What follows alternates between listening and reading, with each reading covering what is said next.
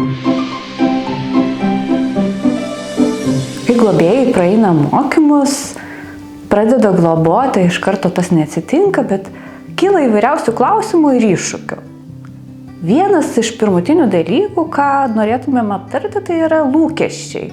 Ko gero pagrindinis dalykas, dėl ko kyla globėjams iššūkių, tai yra lūkestis, kad bus taip, kaip aš noriu, ar ne? O globoje labai svarbu turėti kuo mažiau lūkesčių, nes mes galim įsivaizduoti gražiausius, puikiausius dalykus ir kaip mes veiksime, net ir turėdami tam tikras teorinės pamokas iš GIMP mokymų, kartais susiduriam su tokiu vaikų elgesiu ar savo reakcijom, kurių sunku suprasti. Tai tikėtina, kad taip, kaip mes įsivaizduojam, globoje nebus. Nes ir patys globėjai dažnai turi įsivaizdavimą ir vos tik tais gauna pasiūlymą, kad ateina vaikas, viskas pasikeičia. Mes pradedam matyti realybę, o realybė yra visai kitokia negu mūsų įsivaizdavimas. Ir tada kyla klausimas, o kaip bus su mokykla, o kaip bus su mumis, o kaip bus su mūsų nuovargiu, ar ne? Nes globėjo darbas visgi yra darbas ir jis yra kiaurą parą. Ir pastebim, kad ir pavargstam, ir ne tik tos gražios akimirkos mūsų užpuola, bet ir nuovargis, ir kitų žmonių nuomonė, kam jums to reikėjo, o ką jūs čia dabar su šituo darysit. Ir netgi toks izoliacijos jausmas, kad aš liktais ir lieku su savo problema vienas, nors žinom, kad visada yra globos centras, visada yra GIMP specialistai, psichologai, kurie pasiruošia mums padėti, bet pirmas jausmas visada yra apie tai, kad kaip man pačiam susitvarkyti ir kad aš čia lyg ir vienas esu. Todėl yra svarbu nelaukti, toj vienatvėj nebūti, o pasidalinti savo patirtimis su kitais globėjais, su savo globos koordinatorium, su specialistų globos centre ir gauti tą palaikymą. Kiti iššūkiai, su kuriais susiduria globėjai, tai yra bendrai susiję tiek su globėjais, tiek su vaikais ir su vaikų atsinešamom problemom, galbūt net ne problemom, su vaikų ypatybėm, ar ne? Nes vaikas gali būti sensoriškai, pavyzdžiui, jautrus. Mes kartais turim, kad sako, va, vaikas nevalgo tam tikrų produktų, viskas sako, neskanu. Tai apie ką tai yra? Ar kad vaikas nepriima manęs kaip globėjo? O gal tai tiesiog sensorinis iššūkis, kur vaikas nepriima tam tikrų tekstūrų ir skonio pojūčių. Ir jeigu mes suprantam, kad tai apie sensoriką, ar ne, iš karto žiūrėkit, pasidaro lengviau gyventi. Arba vaikas nesimauna kojinių spalvotų. Apie ką čia yra? Ar čia autizmas, ar kažkoks raidos sutrikimas? Ne, pasirodo, spalvotos kojinės yra su burbuliukais viduje, nes tam tikrą spalvą padaro tam tikras burbuliukas. O tie burbuliukai vaikui spaudžia, nemalonu, jam nemalonu eiti. Ir iš tokios menkos kojinytės, ar ne, pasidaro kartais problema ir vaikas sudirgęs, būna suirzęs. Ir kai atrandam tą tokį būna, įspūdis, ne, čia tiesiog mums užtenka labai paprastai pakeisti savo buitį. Dar vienas klausimas, kurį dažnai užduoda globėjai, pradedantis globoti, kaip ten su ta adaptacija, ne? Daug pasakojama GIMP apie adaptaciją. Taip būna, kad būna meilės mėnuo, kada vaikas puikiausiai elgiasi, nuostabiausiai, mėnesį, 2, po 2 mėnesių prasideda tikrasis elgesys, elgesio problemos, melavimas, kažkoks nepagarbus elgesys ir mes tada sakom valio.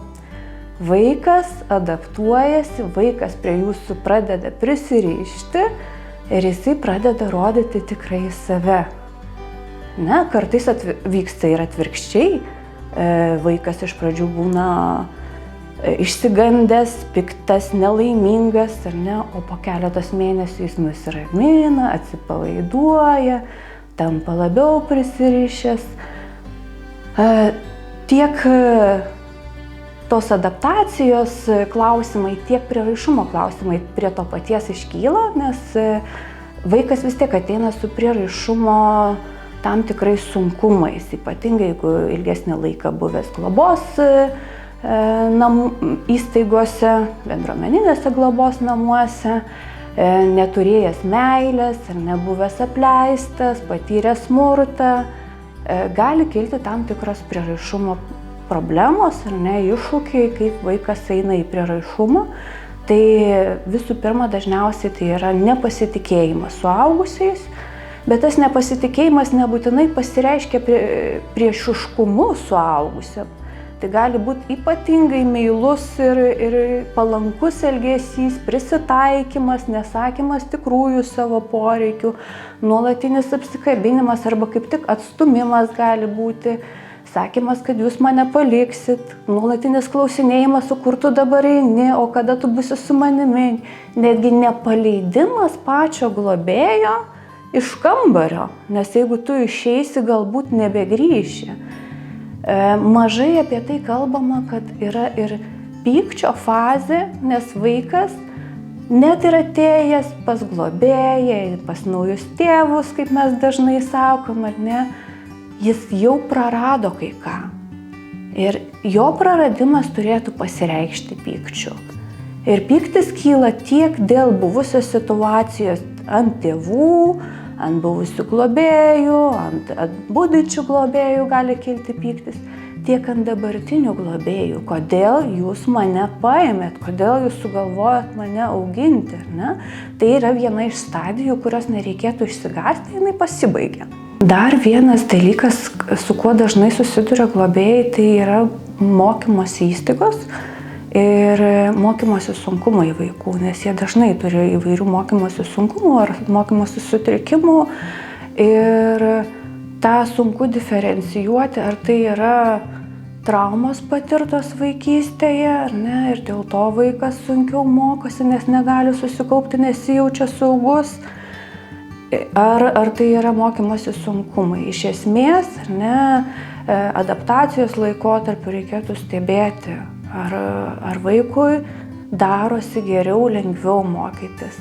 Tikėtina, kad bus regresas, labai tikėtina, kad bus regresas ir kartais esam turėję atvejų, kur vaikas mokėdamas skaityti 2 kalbomis išėjo į mokyklą ir nei rašyti, nei skaityti nebemokėjo, nes tuo pačiu vyko adaptacija naujoje šeimoje. Aišku, praeina laikotarpis ir viskas ten atsigamina ir viskas ten toliau, viskas gerai vyksta. Visiems šitiems iššūkiams iš tikrųjų ruošiasi globėjai per mokymus, tik tie mokymai dažniausiai vyksta iki globos.